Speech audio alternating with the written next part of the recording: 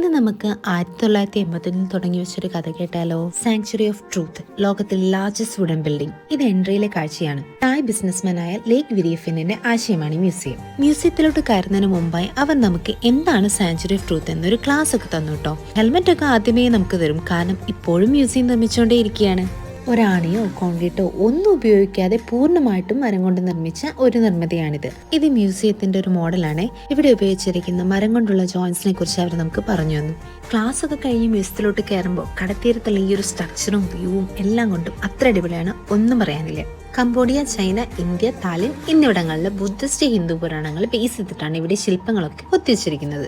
1981 തുടങ്ങിയ നിർമ്മാണം 2050 പൂർത്തീകരിക്കുക. അത്രയും ഫിനിഷിംഗിലാട്ടോ അവരത് ചെയ്യുന്നത്. ആസ് എ സിവിൽ എഞ്ചിനീയർ ഞാൻ പറയുന്നു, പട്ടായയിൽ ഒരിക്കലും മിസ് ചെയ്യാൻ പാടില്ലാത്ത അത്രയും വോ ഫാക്ടേഴ്സും ഫോട്ടോ പോയിന്റ്സും ഒക്കെ ഉള്ള ഒരു ഡെസ്റ്റിനേഷൻ ആണ് കേട്ടോ.